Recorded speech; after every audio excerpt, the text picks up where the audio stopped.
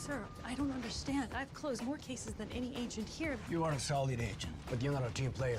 None of the other agents like you. Wait for my 3 count. 1, 2. Unbelievable. We got a situation in Boston. I'm sending you up. FBI, we recently got intel that you brought in a dealer, Terrell Rojas. Hey, look who's here! Detective Mullins isn't back from lunch yet. Sure you won't mind? Well, he's a she. Oh, it's on! She's crazy!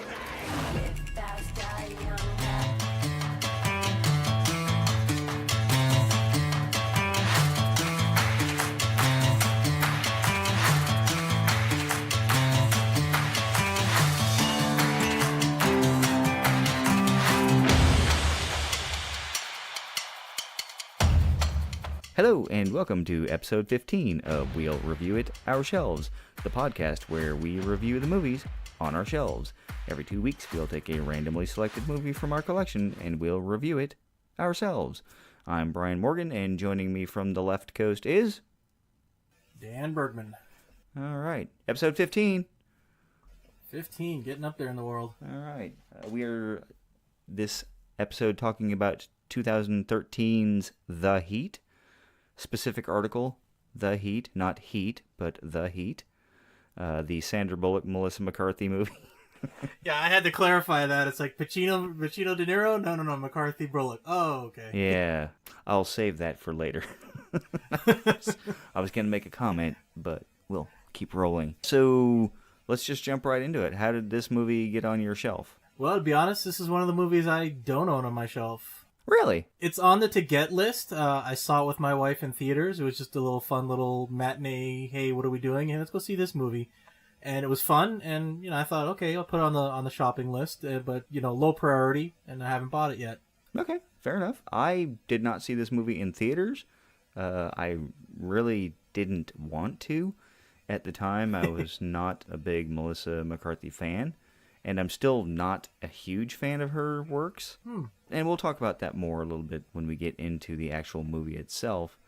But we own this movie because my wife bought it and stuck it on the shelf. To be honest, this is the first time it's been opened since it was bought. Yeah, we have a nasty habit of picking up movies and putting them on the shelf and then not watching them, which, to be perfectly honest, is actually part of the impetus for this podcast. Is so that I can open up the movies that I haven't watched yet and actually watch them, even though I may or may not have seen them in the theaters or may or may not have caught them on television or something. And just, watching it on my time and then with the purpose of discussing it later does give it a little different flavor. So that's funny that you have that. I think a lot of DVD collectors, at least the ones that I've spoken to, they have a few examples of that where it's movies they have neither seen or knew that they desired it at the time, but they'll buy it, they'll find it in a bargain bin, but never open it, never watch it, and, somebody will see it in their collection. It's like, oh yeah, what'd you think of this movie? It's like, no, I've never seen it. Well, you bought it. Well, yeah, exactly. And we have a few movies like that. I know I've seen most of the movies in our collection because as much as you have 1,100 and I only have, 400 and some change, I am very particular about that because, I usually tend to buy the newer stuff when it comes out, and that's $20, $25 depending on the version that you're getting. I will dig through the bargain bin, and I think I found an anthology of 4 movies that was, all in one case. They said, ooh, $6? Hell yeah! Mm-hmm. But I don't go to like Best Buy or any of those stores like that. Just, expressly to dig through the bargain bin. Sometimes if I happen to be at Target or Walmart and I'm walking through and I see something on clearance, I'll pick it up. Yeah, that's kind of how I am. If I just happen to walk by the bargain shelf at Best Buy and I see a title that I don't have, but I was like, oh yeah, this movie, I will get it. $5 for a movie that initially was released at $30 especially, Mm-hmm. I think that the prime example of that was our episode 1, the Casablanca edition. Yes. That I found that at Ross for $8, and it's an $80 initial release, because it has all those little goodies in it and everything. Aside from that, I mean, then there's these movies that I hear either from movie reviews, filmmakers' commentaries or word of mouth from friends who say, "Oh, this movie's fantastic." Oh, okay, and I'll see it for a reasonable price. I'll buy it, but just never get around to watching it. And, it's like, yeah. I know I listen to a lot of movie review podcasts, and there are a couple that have prompted me to go out specifically looking for movies that I have a nostalgic connection to, which is why, for example, Howard the Duck on DVD is on my list. Mm-hmm. I'd heard somebody talking about it. I said, "Oh my God, that's on DVD? I didn't even know." I'd forgotten about it. I'd seen it so many times as a kid when it was on HBO. It never occurred to me to go looking for it on DVD because it was there and then it was gone. They didn't make a big deal about it. So I have a few movies that are purely nostalgic, and I watched them when I got them and then put them on the shelf and said, "Yeah, I probably won't watch this again for another few years or so." Mm-hmm. But I like having them and having the option to watch them. So Yeah. I will say this movie is not one of them. This movie, like I said, is on my shelf because Christy bought it, and my initial impression, based on the trailers and that sort of thing, was that it was going to be just kind of a moderate, low-key, buddy cop comedy kind of thing. And you would be right in assuming that, because that's pretty much what it was. It's very, very formulaic comedy. They hit the safe jokes, which, admittedly, I still laugh at them, and that's why they use them, because they get a chuckle out of you. And they pick the right stars for it. And I know you said you're not a big fan of Melissa McCarthy. I love her. I laugh with her delivery. I mean, again, old jokes in this movie. It's like the same stereotypical cop jokes. Berating a witness or borderline torturing him during an interrogation, but we laugh at it. Yeah, and chasing him down with the car, and then the stereotypical overweight cop chasing somebody like, "Hey, stop, just stop." Yeah. The out of breath thing. Mm-hmm. And then it's been done, but Melissa McCarthy, I love her delivery. Yeah. I wasn't so much a fan. And like you said, there are a lot of old jokes in this movie, and there's old jokes, and then there's old jokes that are delivered well, and you could write a book just on the tropes that are in this movie, that while they are formulaic, occasionally they need to be turned on their head, and I don't think this movie does that. It just follows the trope through to the end and says, "Oh, this is the thing that's going to happen." You see it coming from a mile away, and you're like, "Oh, okay, that happened." I was hoping for something a bit more out of the box. Yeah, I guess that's where you and I differ on it, because when I went to go see this movie, I didn't expect it, so I just said, yeah, this looks like a movie that's not going to wow me, so let's just go in and just be entertained, mildly. For the matinee price, I felt it was kind of worth it, Like I said, it entertained me, it made us laugh, so, when you can laugh together with the spouse, that's a good thing, It's like... Absolutely, I agree. I didn't watch this with Christy, I just watched it alone, so there was no one there to cheer me up. The thing I gotta say though about Melissa McCarthy's delivery, and again, I'm not saying this is groundbreaking. This is not gonna win a Nobel Prize in comedy, but Do they even have one of those? I don't think they have one of those. No, but I just made that up, so hopefully it becomes a thing someday. Yeah, if it does, it was my idea. So, but I'll call the committee. Okay. But the thing that I liked about Melissa McCarthy's delivery of old jokes is, let's say specifically the part where she meets Sandra Bullock and she's pissed off because Sandra Bullock took over her interrogation, and it's like, no, I'm not the perpetrator, I'm a cop, and she's telling her she's going to slam Sandra Bullock's head in the doorway. And if it was a man saying that would have been enough. It's like the tough guy thing where it's like, I'm gonna take your head, I'm gonna slam in this doorway. Ooh, it's like we would have probably chuckled at that. And again, don't get me wrong, I'll state a disclaimer later, but it's a woman saying it. And when she delivered it, she says, "I'm gonna take your head, and I'm gonna slam your head in this door 157,000 times." Adding that 150, not 100 times, was 157,000 times. And I'm just, wow, okay. That was enough to make me chuckle, and it kept me entertained. That was her style that I liked. I think some of the jokes went on too long, though. Once you say 157,000 times, that should, in my opinion, and again, I'm no comedy writer, so I'm no comedy genius, but once you deliver that line and you get your reaction, then it should sort of be over, and you should move to the next thing. And what it seemed like was, let's see how far we can play this joke out and see how long we can keep it going. And there's a point where you're like, okay, I get it. I get it. You're really not happy about her being in the interrogation room with your witness or with your perp, and you want her to leave.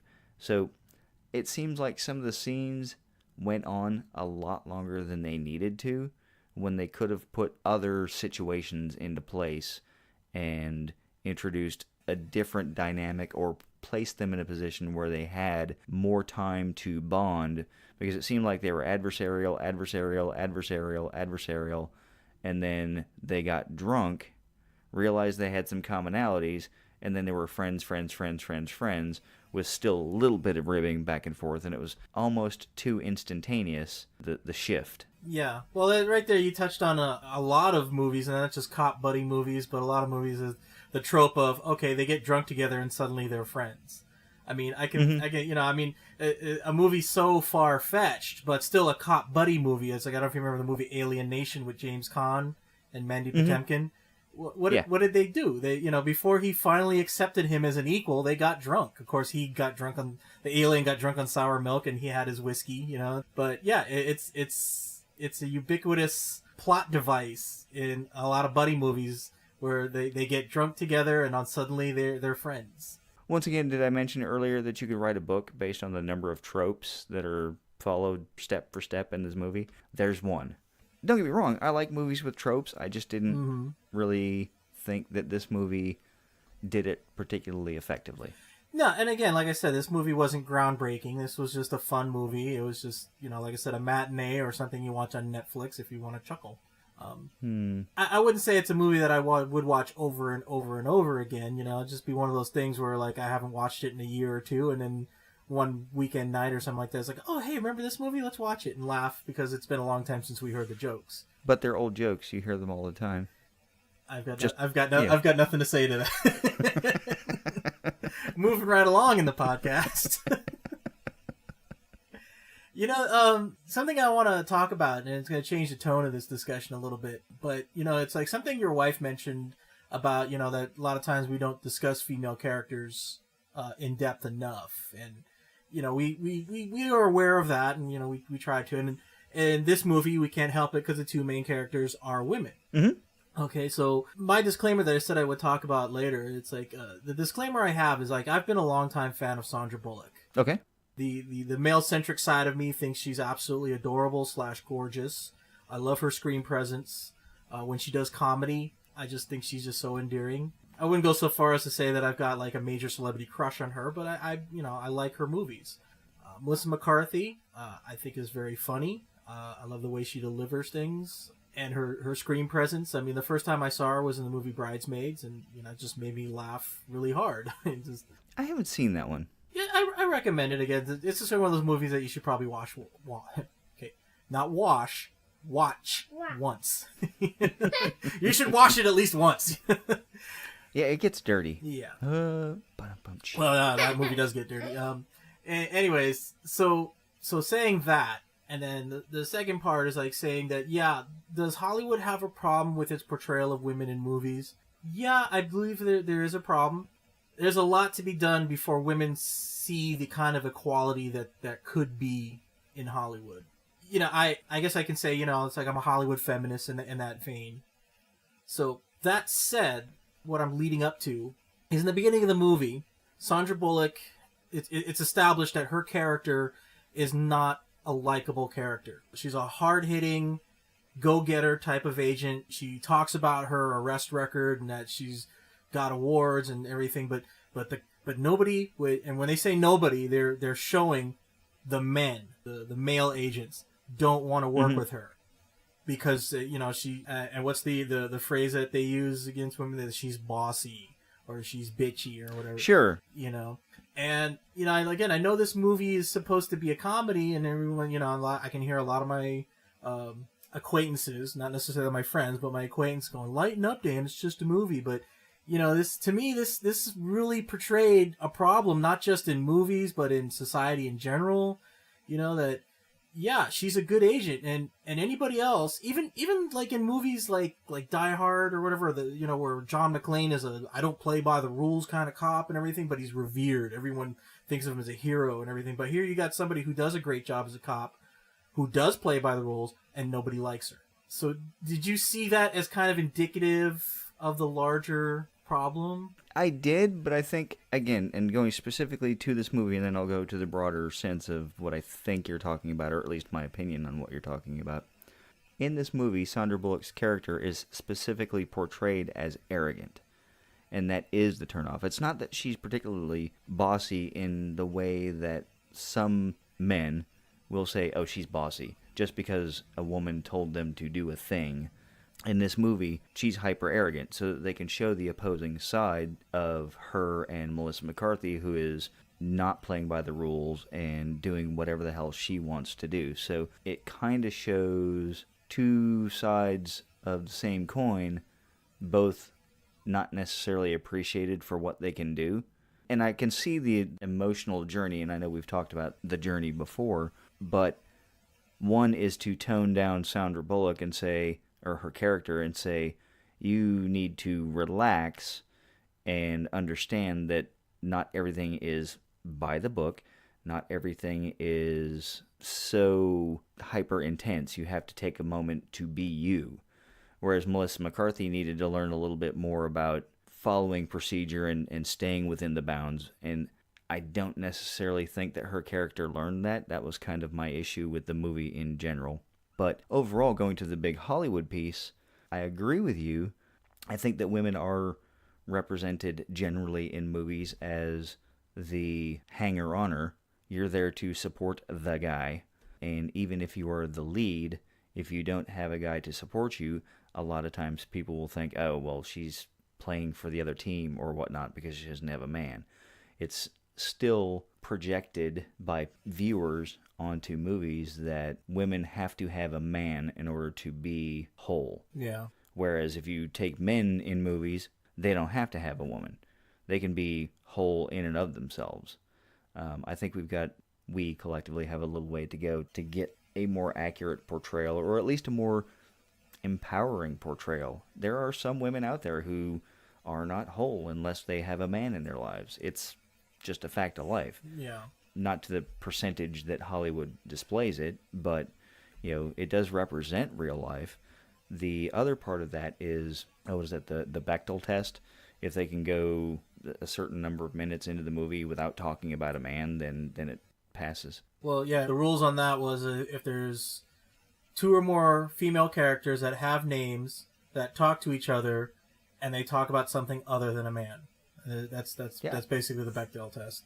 And this movie passes the Bechdel test. They don't particularly talk about a man, and not in the romantic sense. No. I mean, yeah, Melissa McCarthy basically talks about her family is about the closest she really talks about men in her life, so to say. But yeah, she does portray a very independent and I can take care of myself type woman. Yeah, I didn't expect this movie to change the world, but I was so glad that they weren't damsels in distress.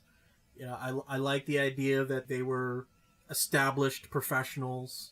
I think you're using the word professional in a different sense than I do, because I would not consider Melissa McCarthy a professional. Well, she didn't act professionally, but she was a police officer, a longtime veteran, and yes, I know. I know. I wouldn't say respected, but feared by a few.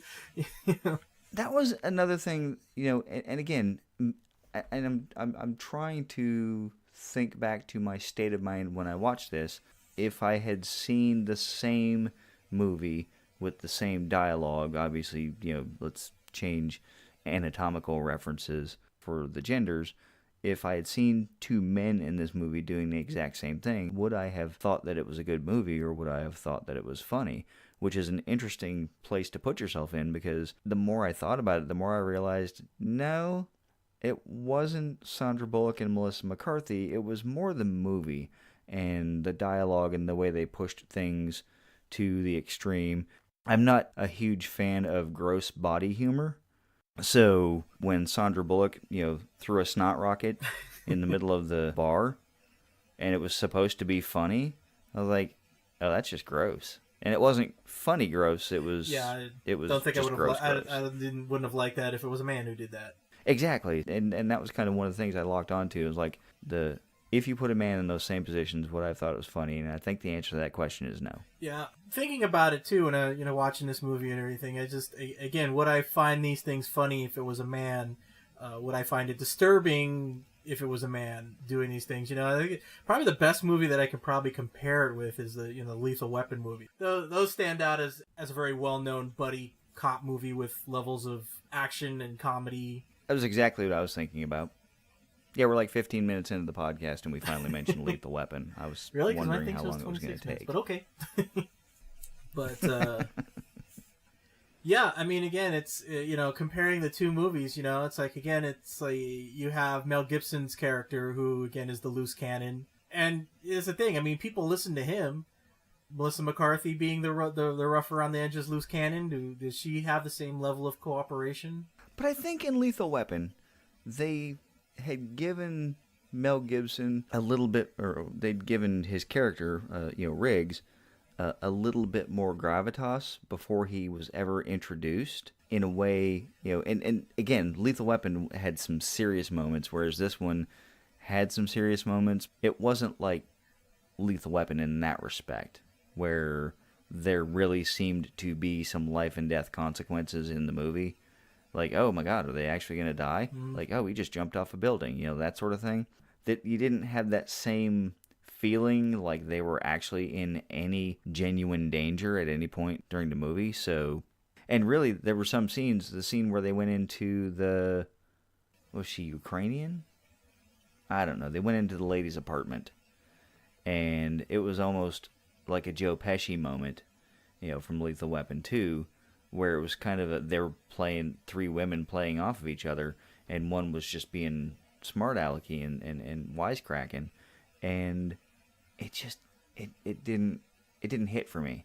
It felt forced, and from what I've read and heard about like Melissa McCarthy, and I know I'm kind of focusing on her, most of her best reviewed movies are when Kevin Feige is the producer, because apparently he knows how to get the best out of her, according to people who do what we're doing for a living. And I just didn't see her giving her best in this movie. I mean, I've seen a couple of things that I liked her in. I really enjoyed her Saturday Night Live portrayals of Sean Spicer. That was awesome. But, you needed to go over the top for that. And I think that's the thing that bothers me about her as an actress, or at least a comedic actress, is there is a time to go overboard and a time to hold back. And I don't necessarily know that she knows the difference, because it's either 100% on or it's off. That's my biggest, issue with her, and specifically this movie. I don't really have a rebuttal to that. It's like like I said, I enjoyed her. I didn't expect this to be groundbreaking. Like I said, she was entertaining. She made me laugh.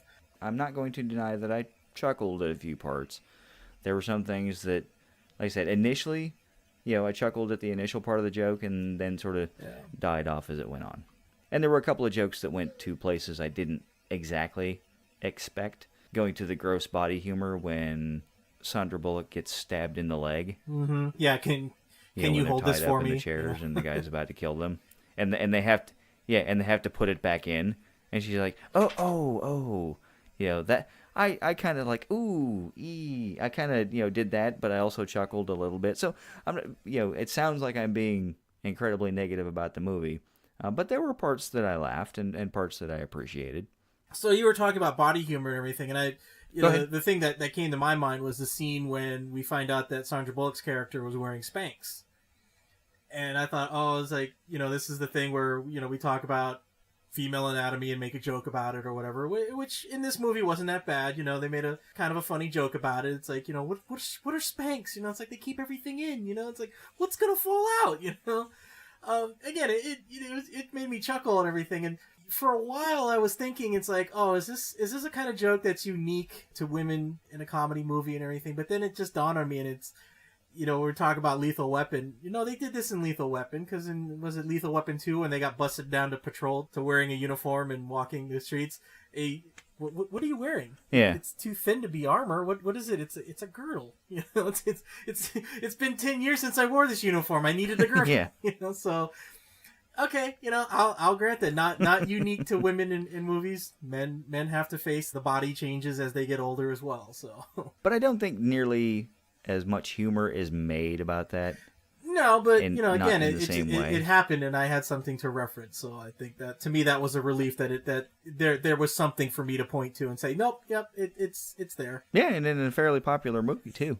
Yeah, very very revered movie. I actually liked the idea of her wearing Spanx. One, she's an uptight person, and that's not outside the realm of possibility to think that, like, oh, well, of course you do. That makes perfect sense, because that really is the female version of the male boxers or briefs conversation. Like, oh, if you wear boxers, then you're a little more open to new ideas and doing things. If you wear briefs, oh, you're uptight. That part really played to an undergarment stereotype that, is usually applied to men. But the interesting thing was Sandra Bullock doing it because, as you mentioned earlier, she is an attractive woman. She's thin and very attractive. She got a nice body, but she's wearing Spanx. So you're like, okay, I mean, it plays to the lack of self-esteem, that she feels like she has to hold everything in order to be seen as professional. It speaks to what we generally, as a society, do to women to force them to comport to our expectations. Like, no, you can't wear that. That's not professional.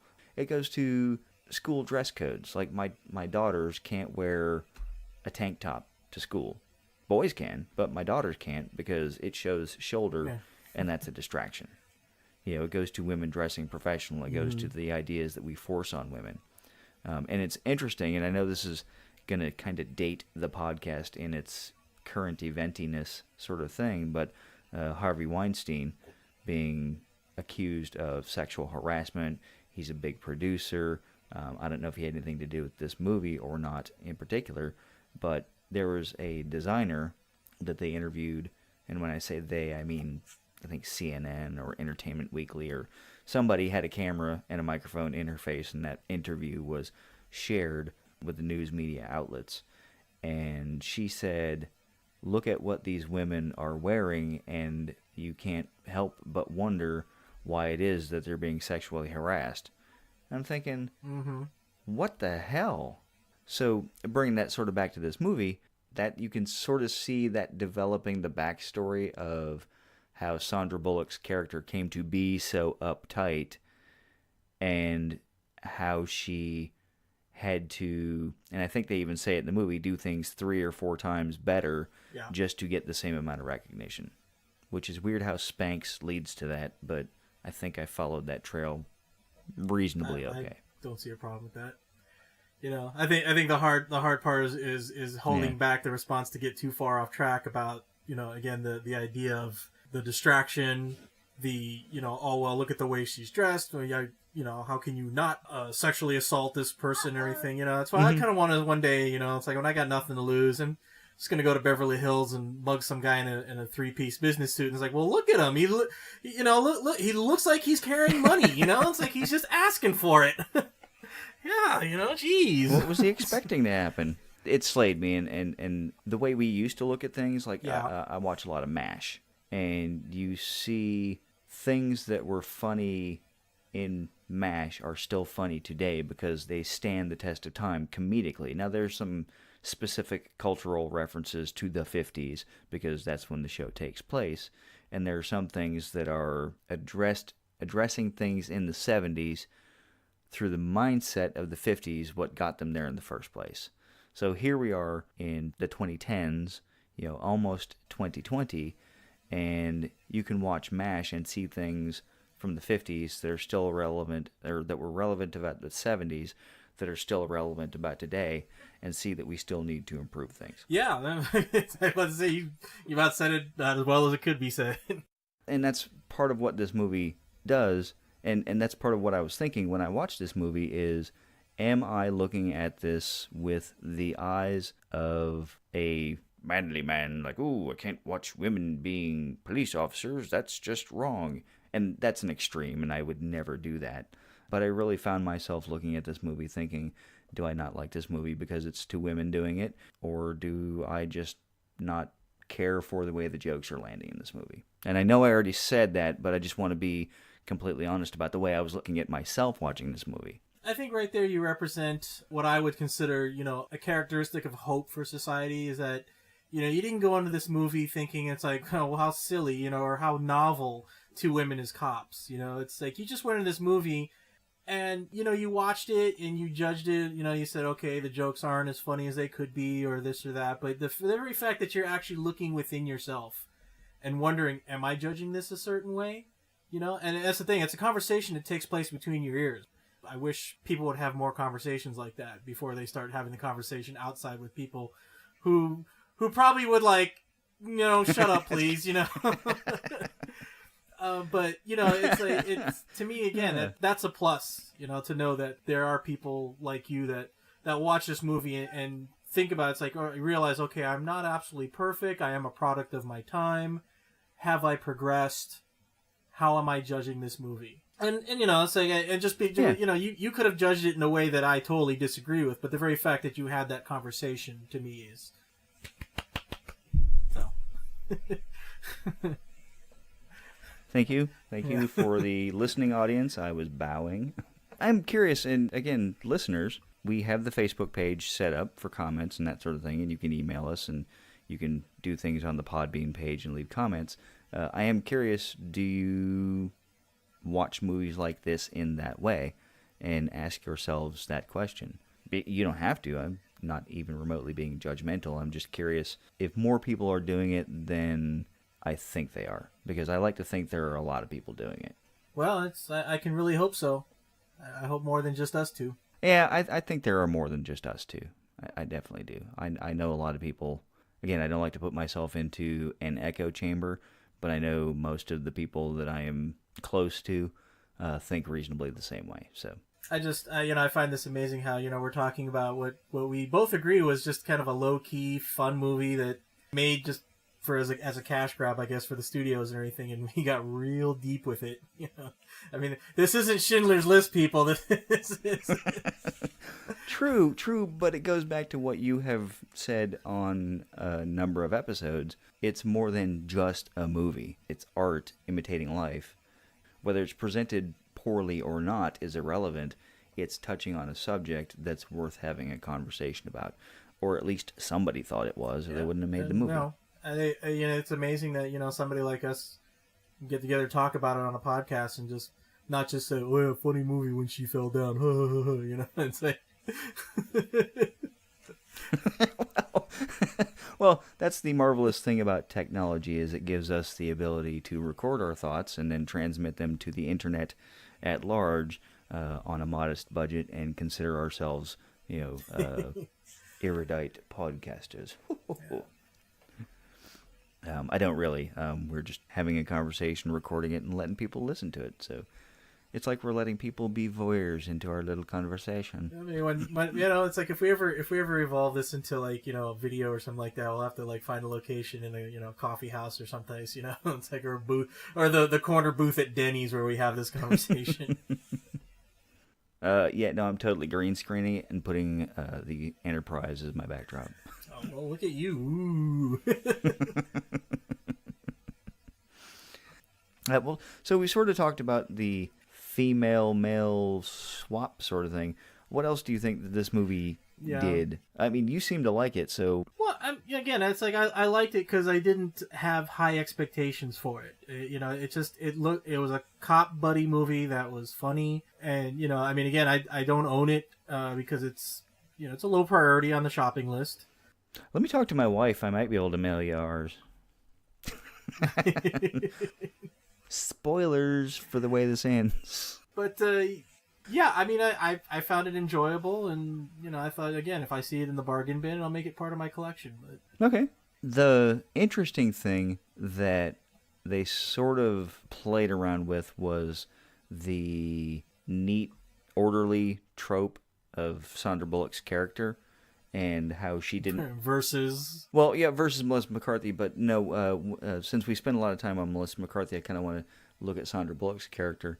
When she moved up to Boston and they got the apartment, and all she had was 2 boxes of stuff and her suits, and that was pretty much her life. That was, one, a little depressing from a human standpoint, but usually, and I could be wrong, but usually they write in some nitpicky details about the character, like they're neat freaks and, they have the entire house set up and everything's, right where it needs to be, whereas Melissa McCarthy's character is the one that would just throw everything into a pile, and go, what? I moved in 6 years ago. What's the problem? I'm not sure if what you were trying to say is, just that the character development was a little lacking in this movie. Is that what you're trying to say? That's kind of where I'm leaning, but the other part of it is from that what little character development they did have, there was a little bit of a twist on the orderly, hyper-arrogant person having a very small amount of stuff, and it's not neatly stored immediately. Like, I came here, I organized this, and then I went out to go do stuff. Yeah, I think the character development they gave us was just enough to say, okay, this is the cardboard cutout of this character. And again, not to criticize the actors themselves, but this was just a simple, fun movie. Didn't have a whole lot. I think the movie that you can probably compare this particular subject matter to is Seven, and I compare Sandra Bullock's character, who's the neat, orderly one, to Morgan Freeman's character and how his character was developed. In Seven, there's a scene where you show him at home where he uses the metronome to go to sleep. He has a routine of throwing his switchblade into a dartboard. When he's getting ready for work, there's a little scene where you see all like his pens and his wallet are they're all lined up and ready to go. Not just lined up, neatly arranged. perpendicular and set up and everything, set up for him to, like those old movies where like, the soldiers take the guns out of the gun racks and everything. That's kind of like, he's getting ready to do battle. He's a cop, and here's his neatly arranged weapons, his notebook, his pens. Yeah. Again, it's that whole show me, just don't tell me type of technique in storytelling in cinema and everything. And yeah, so you had that fully developed cop character in Seven, Morgan Freeman's character. And then, like you said, with Sandra Bullock, she's more of a cardboard cutout because all you saw her was the 2 boxes and her suits. The rest of it is just how she acts, how she dresses, and she kind of required Melissa McCarthy's slovenly dress, and then later on we see her apartment where, like you said, she throws everything in piles to further develop the character, which, again, that happened late in the movie. I just thought I'd make that comparison. Going back to Melissa McCarthy's apartment, the joke about the sandwich... Mm-hmm. They made reference to that sandwich 5 or 6 times. 2 or 3 would have been okay, but it was like 5 or 6 times they're talking about the sandwich. I get it. She's a slob. Yeah. You don't need to hit me over the head with a cheese sandwich, a moldy one at that, for me to get it. Yeah. So, again, I hate to keep sounding so negative, but there are just so many things that just like, oh God, that again. But see, that's the thing too. I'd love to mention again the movie Seven, the comparisons between the two. Now, Brad Pitt's character, he was the opposite of Morgan Freeman, a little more disorganized, not quite so well read and everything. And his characterization was more subtle. And it was when you see Morgan Freeman in the library doing all the research of, Milton and Dante's Inferno, very meticulous, folds up the paper nice and neat, puts it in an envelope, and puts it on Mills's desk for him to read. And then Mills is looking at the books, and he's like, I can't read this stuff. And the cop knocks... He gets the cliff notes. Yeah, the cop knocks in his window, gives him the cliff notes and everything. There, son, said and done. Now we know all we need to know about Brad Pitt. He's not an intellectual, not quite as organized and meticulous as Somerset. And he's not as willing to go the hard way. Yeah, and that's the thing, though. And to be relevant to what you're saying about, the joke about the sandwich being repeated over and over again to drive home that she's a slob when it really wasn't necessary. We never really heard that much about how much of a non-intellectual Brad Pitt's character was. It was established, and that's all we needed. Yes, and I agree wholeheartedly, and that's the master's class on how to do a thing and know that it was done, whereas this is the fly-by-night Trump University of establishing that Melissa McCarthy's character is a slob.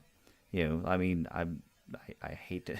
Somehow I've managed to work a Trump joke in there, but you understand what I'm saying. It's a pay-for-play, low-end, you don't even have to have a master's or a PhD to teach at this university.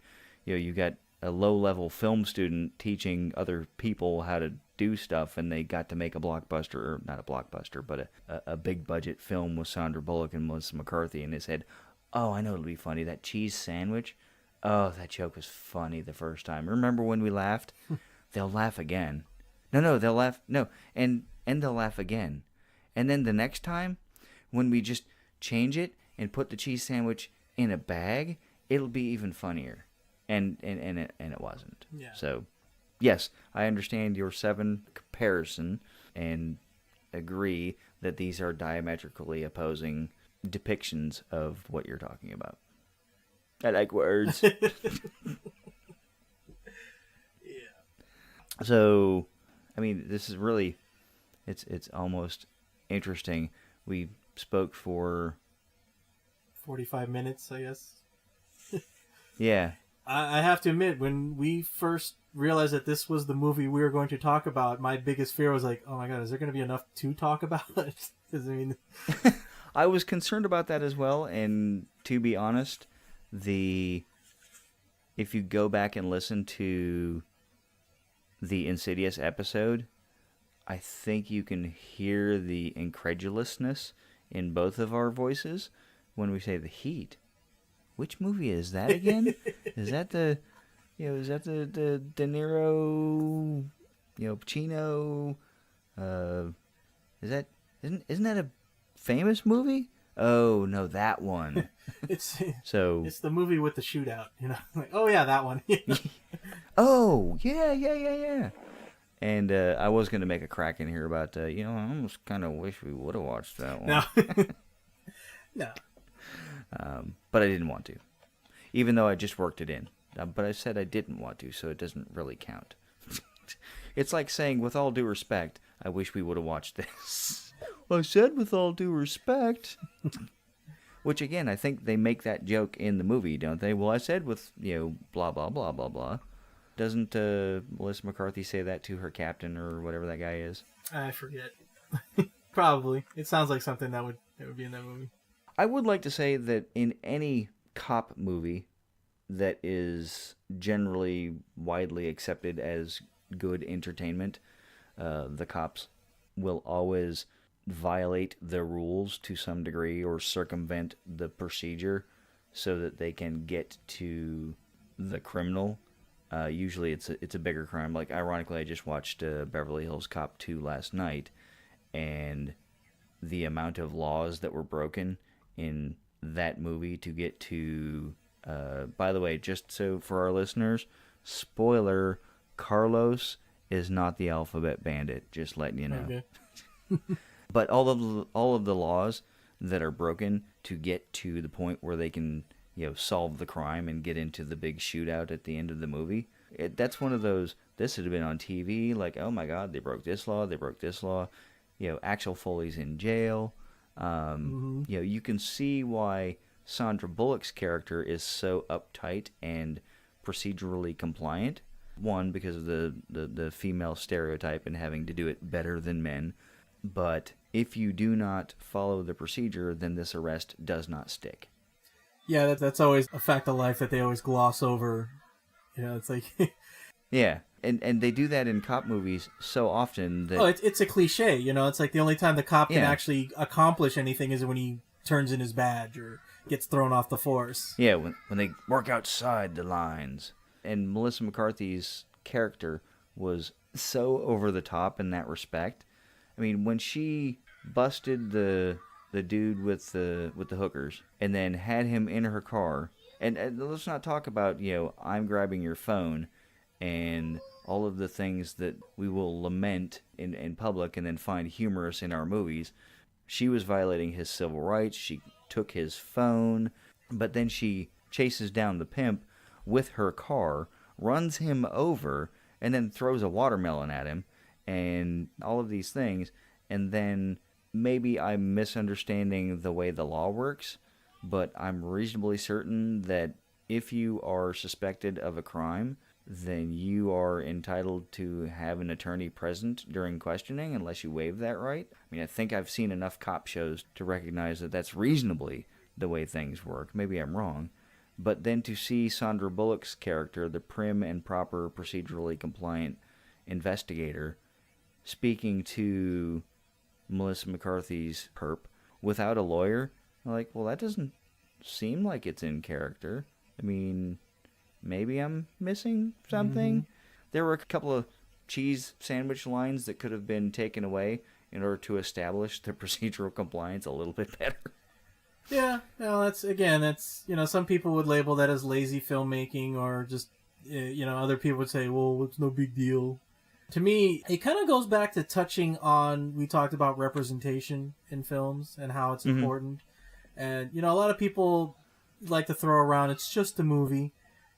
But the thing is, unfortunately, a lot of people don't see a movie as just a movie, because there's so many people who disturbingly believe what they see in movies as being, oh, that's how it is. Yes. I think that's part of the problem why we have the issues that we have today, because we have looking all the way back, and again, people who are film buffs who really get into it and everything, and if they remember the Hays Codes, which were the rules that were laid down as to what movie makers could and could not do when making the movies. And one of the things that really stood out was that you could never portray law enforcement in a negative way, or you could never portray them. Oh, yeah. You could never portray them being defeated. They always had to come out on top. They always had to be these white knights, prim and proper. They could never be played in a negative light. And so, people grew up in a culture believing that police officers, and I know this, the way this is said is usually brought in a negative light, but they were not human. They were perfect. They could do. Yeah, they were superhuman. They could do no wrong. But anybody who's just a casual observer of history knows that, even during the civil rights movement, where we really saw cops who were card-carrying members of the Ku Klux Klan. We could look at them as, oh, well, they are exceptions or whatever. No, it's like, police corruption is nothing new. It's just now more obvious. And to think of them as anything other than human, flawed, capable of making mistakes and everything, again, I'm not going to be the guy that says, oh, all cops are bad and everything, but there are a lot of bad ones out there. And I think the reason why we have such a problem coming to terms with that concept is again, the portrayal in movies where we just make such light of procedural faux pas. And the other part is it flies in the face of our perception of cops as superheroes. Yeah. And because we want them to be, and quite frankly, we need them to be, because as many people are wont to say, these are the people that stand between us and the bad guys. The disembodied bad guys, and I'm not going to go into who the bad guys are. Yeah, who they are, I don't care. There is, if you're familiar with the... Well, okay, let me back up. So, when I was in the Navy, I did a lot of force protection related stuff. And one of the things that we pounded into people's heads was the use of force continuum. And the very first level on the use of force continuum was presence. And it was the simple fact that you are there is a deterrent. Mm-hmm. Because if you weren't there, people would just walk right through. So we need cops to just show up in the first place, to be where there could be crime, and then intervene when they see crime. So we need them to be superheroes. That part of the disillusionment with police officers, and wow, this is really going into a place I was not expecting. But in my opinion, part of the disillusionment with police officers is they're not always where they are needed. Not because it's their own fault, but because if you have a city of, let's say, 2 million or 100,000, I don't care, and you have 2,500 cops, or by scale, you can't be everywhere. So some crime is going to happen when you're not there, and then you get in that old cliche, well, there's never a cop around when you need one, but most of the police are doing the best job that they can. And it's just like the Navy, there are some super cops, if you will, that throw on the uniform every day and they live for the uniform and that is their identity. And there are some that joined the police force and they've been doing it long enough where it's just kind of like, look, it's a job. I want to enforce the law and ensure that people are safe. But at the end of the day, I want to go home and kind of relax from being a cop. I know you were an EMT, so I'm sure you probably know quite a few cops and know that some of them were like that. It is the optimist in me that believes that when we see bad cops, because you see them all over the place, it is the 1 to 3% that are giving the rest a bad name. It might be more than that. I don't know. I don't have any numbers. I don't have a spreadsheet. I don't have a database. What I have is what I read on the internet, and just kind of a gut feeling because I am an optimist. And maybe I'm coming at this from a place of privilege, but I don't know how to put this. I don't even know that privilege has anything to do with it. I have to believe for my own sanity that there aren't as many bad cops as some people would tend to think. Well, I think with the thing is, I don't know if I can say that I'm the exact opposite of you, but I'm a bit of a realist, and unfortunately, I see that there aren't as many good ones as people would like to think. And that's the thing, and people would like to think that all of them are good. And you can hear it in the States, like, hey, you got problems and everything, you got problems with cops, and then call a crackhead. But that's the thing. You got people who call cops and they end up getting shot by the very people that they called for help. There are cases where, people who get stranded on the highway, their car breaks down and they call and the cop shows up and they end up getting shot because for some reason, the cop felt threatened by this person or whatever, So maybe, he probably would have been better off calling a crackhead. But without going too far away from the movie and everything like that and everything, just to kind of bring it back around, and it's like that's, again, in this movie, I guess, is just kind of an example of just how dangerous an inaccurate portrayal can be. Because, again, we see these little violations, and we know in the movie that, oh, well, she's talking to a bad guy, and bad guys don't deserve respect, and they don't deserve their rights. We can judge them because we know they're bad guys, because the movie said so. And it's okay. And then when we see that in real life, we're like, well, he was a bad guy. It's like, well, no. See, this is the movie. We don't quite know that. Yeah, exactly. And that is where what you have been saying the entire time comes back into play. It's not just a movie, because if it were just a movie, you wouldn't apply the things that you see on the screen to real life. But people do it all the time. They'll judge what they see on a phone video or on a chest cam video as the movie that they just saw and say, oh, that was a clean shoot because Mel Gibson made it or whatnot. Oh, well, yeah, it was okay that it was a good thing that he got shot because, well, you saw how he mouthed off to the cop. I'm like, really? Mouthing off warrants deadly force? Well, it did in the movie. Oh, okay. Well. Oh, yeah. Well, because then they found out that he was carrying a gun. Yeah, anyway, we're really sort of getting off track. Yeah. But I think this really does exemplify that movies have a lot more power than people seem to give them credit for. Even the people that will say, it's just a movie, don't understand what's being impressed upon them. Or that this wasn't even a good movie, which I know that there are going to be a lot of people out there of the opinion this particular movie that we're reviewing, The Heat, wasn't a significant movie, wasn't a good movie.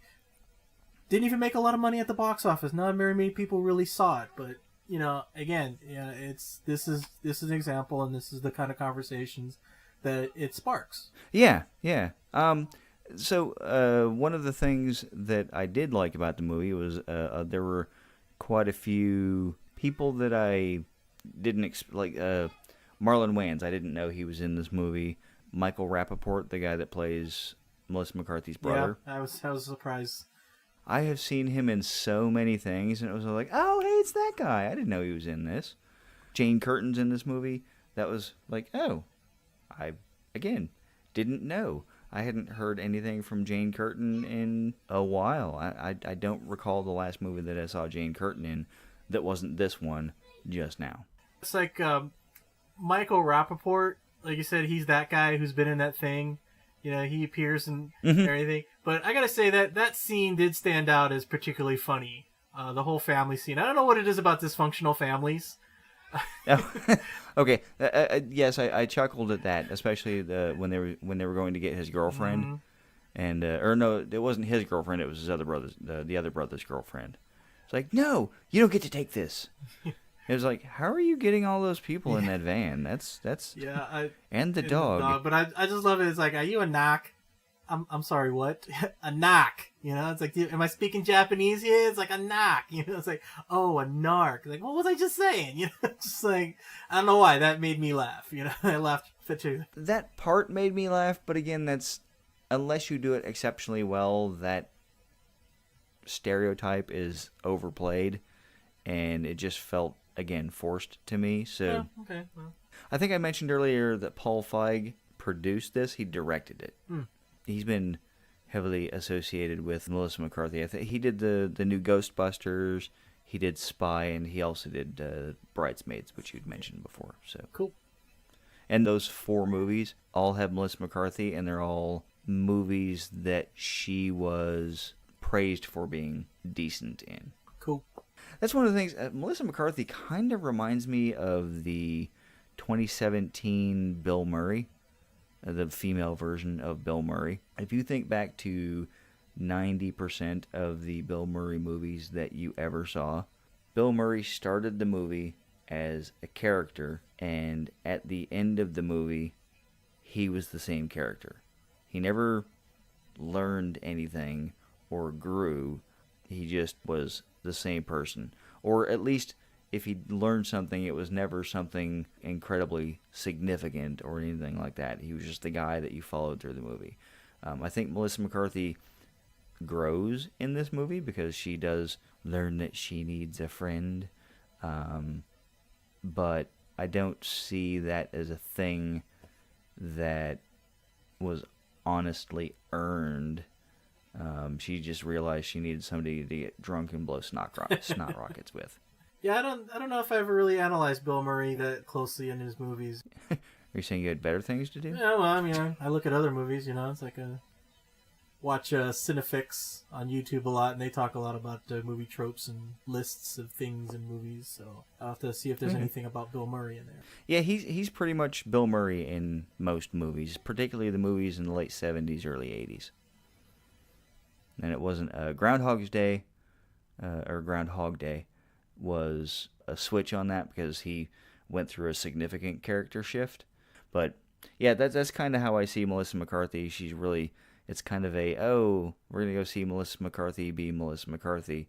I would like to see her act outside of her comfort zone to see how she does with something she's not, I don't want to say built to do, but something she's not conditioned to do, or something that she doesn't do regularly. Yeah. Sandra Bullock does it. I mean, she has won an Oscar. We'll see if she, progresses like a lot of comedians. They start out in comedy and eventually work their way up to drama, and see how that goes. Yeah, it's like Adam Sandler. He did a lot of the "It's Adam Sandler." Hey, look, it's Adam Sandler being Adam Sandler. And then he did Spanglish, which was a good movie from an acting standpoint, where he was actually acting as opposed to just being the same role every single time.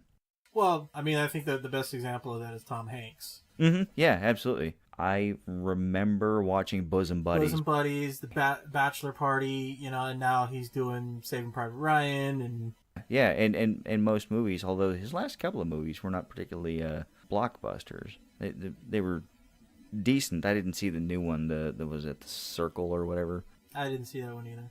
I didn't really want to. It sort of looked predictable. So, do you have any final thoughts? No, not really. I mean, it's like, again, this is not... I mean, I think that we have provoked as much thought about this movie as this movie is going to provoke. So, I mean, I wouldn't call this a thought-provoking movie, but it has provoked a lot of thoughts. I think we actually went a little deeper than a lot of people would. I believe this is probably the podcast that might get us the most attention, considering some of the subjects that we've spoken about.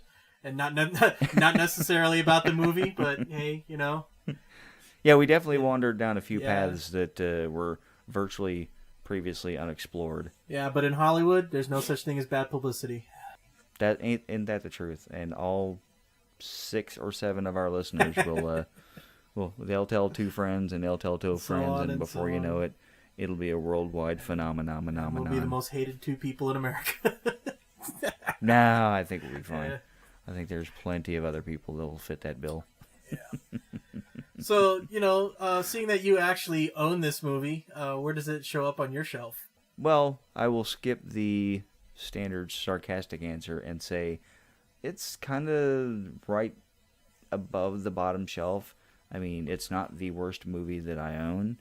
It's not by a decent ways, but I'm going to tell you, if it weren't for the fact that Christy bought it, I wouldn't have gone out of my way to buy it. So it's at the back end of the second to last shelf, or at the front end of the bottom shelf. It's a movie. I was mildly amused at points, but I wasn't terribly thrilled with it. So yeah, I gotta say, if ever comes a day that I end up owning it will definitely just go in general population. Yeah, would it go in the back end of general population though? Would it be like, hey, you were almost a troublemaker, you almost didn't make it? Yeah. It'll be one of those movies like, when I move and I'm packing, it's like, oh, I own this one? Well, I mean, again, I don't know if you could hear it in our voices to our listeners. I was actually surprised, like, I own this? And I made the list. I sat down and typed every single movie into the spreadsheet so that we could do the random thing. And I was still surprised that we owned it. Yeah. So call it what it is. I think that predicts where it's going to go on our shelf. So, all right. Well, there you go. We don't have any listener feedback from the Insidious episode, but if people wanted to send or give listener feedback, they could go to the previously mentioned during the podcast Facebook page, our Podbean page. You can email us at wrios2016mr@gmail.com. Review us on iTunes, give us stars, or share it with people. I know I posted on the Facebook page about a week and a half ago, I think. I don't know. It was International Podcast Day. Share your favorite podcast with everyone. The more listens we get, the more downloads we get, the more other people will just start to see us organically. So share our podcast if you like it. And even if you don't like it, it might be something you might just want to, play a goof on somebody. You like us, but you don't like them? Huh? There we go. So I guess it's time to push the magic button. Yep. Ghost and the Darkness. Okay. Oh, cool. I like that movie. Okay, well, it must be yours because I don't know. Oh, I think if you haven't seen it yet, I think you'll enjoy it. I know of this movie. I've seen it before. It's been a very long time. I will enjoy rewatching it. Based on a true story. If you really want to get in a good conversation and brush up on the story, read the book as well. Do a little conversation about the history versus the film. Yeah, the actual what happened and the movie what happened. The creative liberties taken. All right. Well, Dan, do you have a movie-related goodbye this time? Yeah, I gotta say, I honestly don't. I got nothing. I broke into your house. I wrote in your yearbook. All right. Well, hopefully you enjoyed this podcast, and we'll look forward to putting something together for you in 2 weeks, and we will definitely get rid of the cheese sandwich. Thanks for listening, and see you in 2 weeks.